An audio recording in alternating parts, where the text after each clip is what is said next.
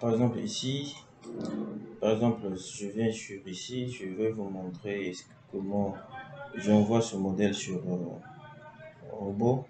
Juste pour essayer de vous expliquer quelque chose, ne regardez pas le ferrage qui est là-bas. C'est moi qui l'ai laissé, mais sinon ce Dalo a été déjà calculé. Mais je vous montre comment est-ce que si vous voulez appliquer, vous voyez que le Dalo est là. Voilà. En temps que ça charge. Très bien. Nous avons le Dalo ici dans robot. Maintenant, ici, nous avons un sens de circulation qui est ce sens ici. Ici, c'est un Dalo de deux voies. Alors, nous avons trois ouvertures et notre Dalo, il est là. Il y a un remblai contre les pieds droits et contre les voiles de mur ici. Donc, ça roule comme ça. Maintenant, si nous voulons appliquer le charge, par exemple, linéaire roulable, vous allez commencer par créer votre catalogue. Vous créez d'abord votre catalogue que vous pouvez utiliser. Par exemple, moi je cherche à créer le catalogue. Par exemple, je viens ici sur catalogue. Je vais prendre le catalogue des charges par convoi. Je vais créer par exemple un catalogue que je vais appeler Dalo. Ok, et je vais appeler Dalo. Bon, le reste là me demande de décrire. Unité des forces, je vais mettre kilonewton. J'aime bien ça. Je peux créer et je peux mettre ça comme calque par défaut. Ok, je fais enregistrer. J'ai créé le propre truc. Maintenant, comment faire pour charger? Par exemple, si c'est le système, par exemple le système BC, je vais venir ici sur haute charge, je dis les charges roulantes. Très bien. Déjà, pour définir une charge, il faut connaître d'abord c'est quoi cette charge. Je vous ai dit que le système BC, on va parler avec notre... Ici, le système BC, c'est un système qui est composé... En fait, quand on dit système, il faut savoir quels sont les nombres des essieux, parce que c'est très important, qui constituent ce système. Ici, c'est la note de calcul, ou bien c'est pour nous permettre de déterminer les charges sur un pont. Mais nous allons l'utiliser sur un pont 4 qu'on appelle carrément le Dalo. Mais les charges ne sont pas directement sur ce Dalo parce qu'il y a une très bonne charge de remblai qui couvre le Dalo et les voitures. D'abord, il y a le remblai qui va amortir les charges, qui va diminuer la pression des charges au niveau de notre tablier. Ok, ouais, c'est carrément différent avec le pont où le tablier est en contact direct avec notre couche de roulement. Voyez, donc ici nous avons un système qui est constitué, qui pèse d'abord premièrement 300 kN, qui est constitué de trois essieux. Premier essieu, deuxième essieu et trois essieux. Quand on dit deux essieux, ça veut dire que c'est ça, deux roues, essieux et essieux. Et constitué de trois essieux composés comme suit. On dit les essieux d'arrière, on a deux essieux arrière qui pèsent 60 kg. Ok? On a 60 kg par essieu, c'est-à-dire par pneu, je peux dire, mais les essieux, c'est 120. Donc, on a 120 ici, on a 120 ici. Ça nous fait combien? Ça nous fait 240 plus 60, ça nous fait 300. OK? Maintenant, on dit que la largeur d'encombrement est de 10,5. C'est-à-dire, c'est ça ce qu'on appelle par la largeur d'encombrement. Donc, cette largeur d'encombrement est de 10,5.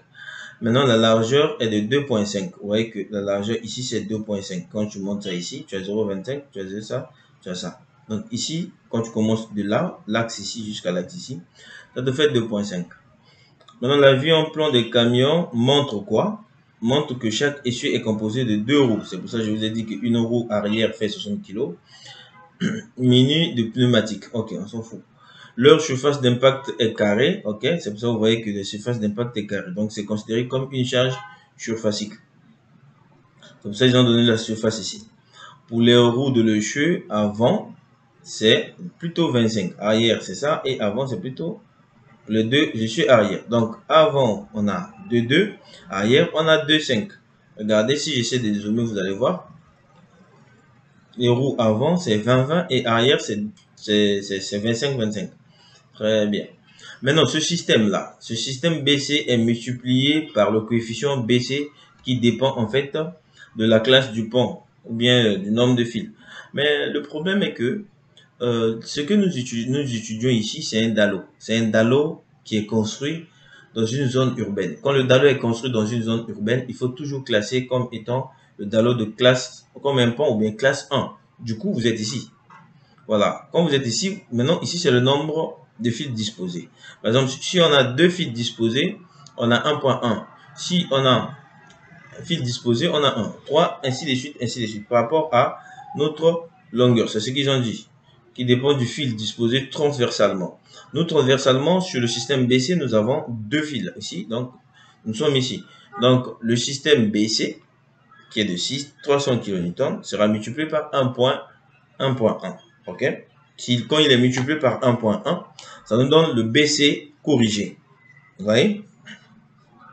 Donc, je vais dire ceci. Vous voyez, ce sont des trucs qui sont très faciles.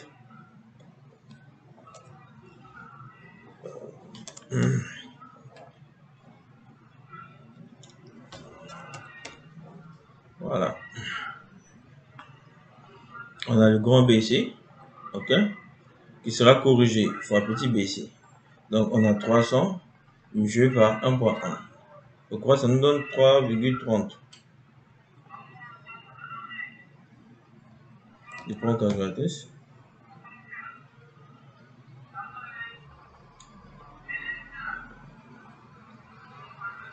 Voilà, 330 kN. Mais, en fait, c'est pas tout. Pourquoi? Parce que, en fait, quand il y a roulage des charges, quand les camions passent sur le pont, il y a un système de vibration. Et ce système de vibration doit être corrigé. C'est-à-dire, on calcule ce que nous, on appelle par le coefficient de majoration dynamique. Le fait que ça vibre le plancher, du coup, il faudra qu'il y ait un coefficient de majoration dynamique. Et ce coefficient de majoration dynamique est toujours supérieur ou égal à 1. Toujours supérieur à 1. Donc ici, qu'est-ce qu'ils ont dit? Ils ont donné les autres systèmes. Je vous montre. Voilà, le coefficient de majoration dynamique. Et pourquoi on le fait? Du fait de la charge B sont mobiles. Écoutez bien, du fait que les charges B sont mobiles, quand on dit B, il y a BC, il y a BT, il y a BR, ainsi de suite. Maintenant, leurs valeurs statiques sont amplifiées, ok, par un coefficient de majoration qui est supérieur à 1. C'est ce que je viens de vous dire tout à l'heure. Et ce coefficient, c'est égal à 1 plus.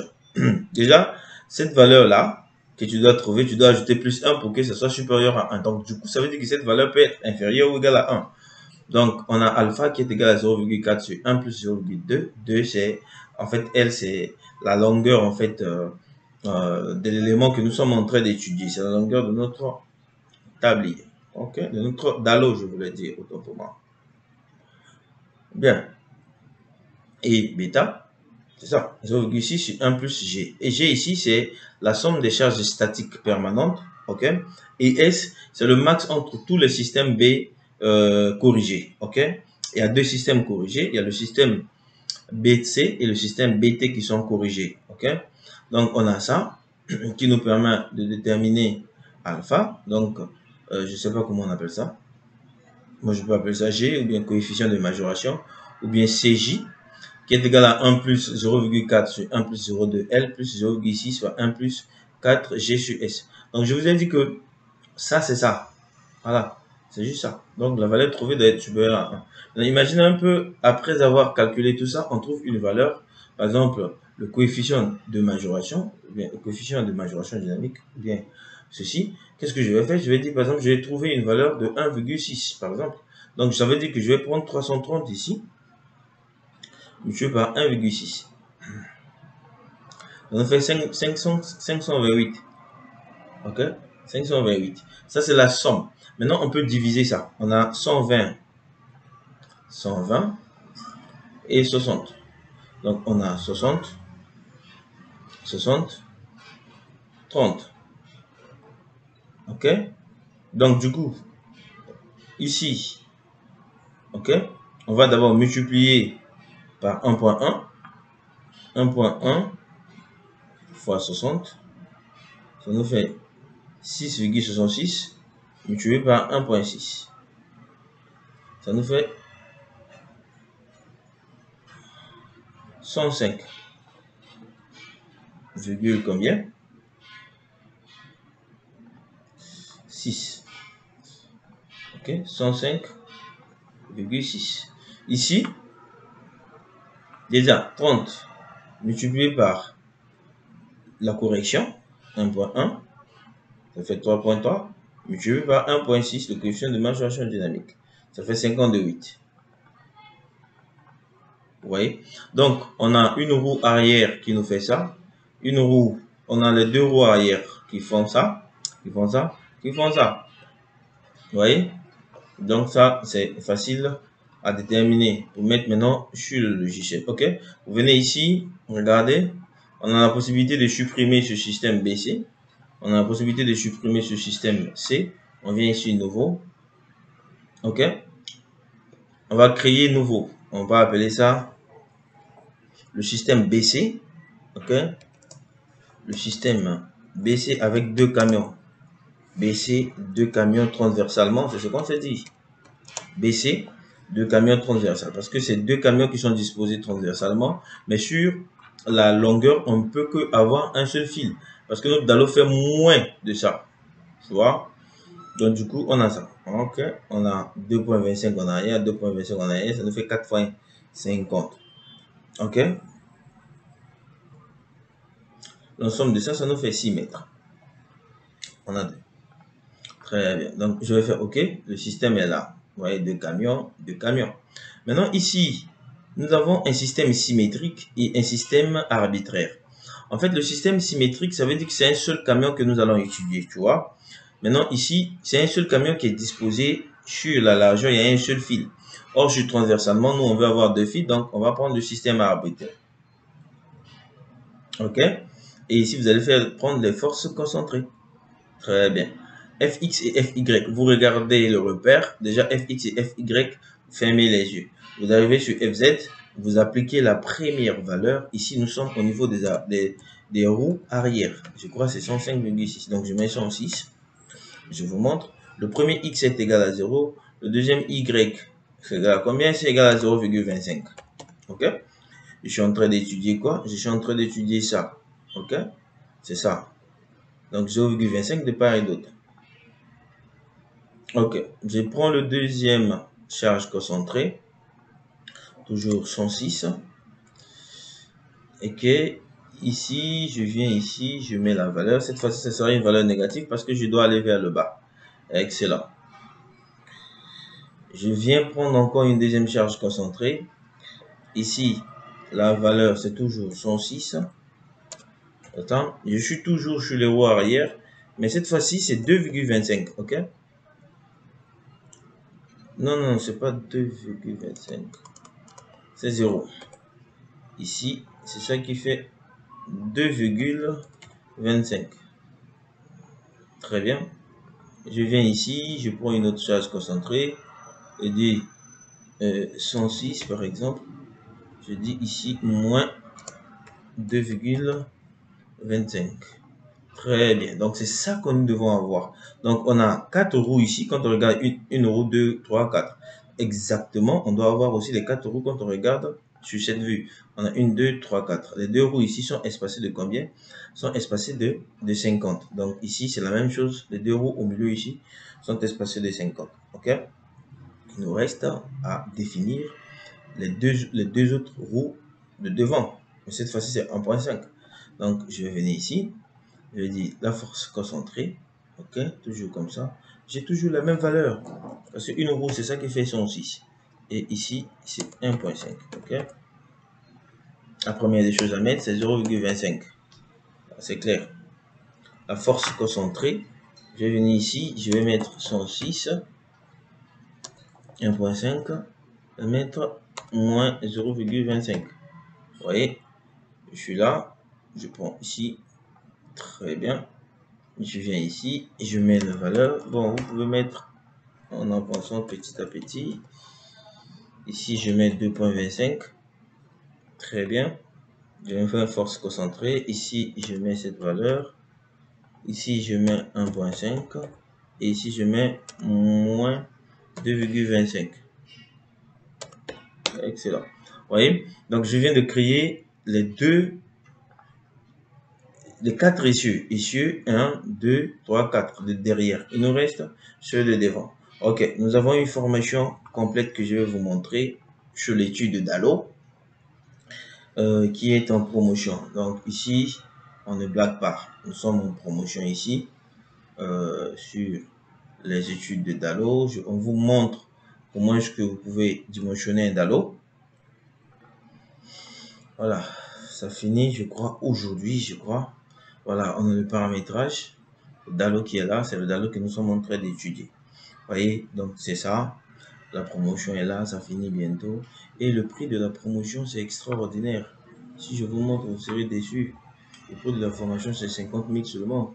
Vous voyez, 50 000 en promotion. Donc, vous avez le numéro WhatsApp ici. Vous avez le mail. C'est mieux d'écrire directement sur WhatsApp pour être en communication directe. Voilà. Donc, merci.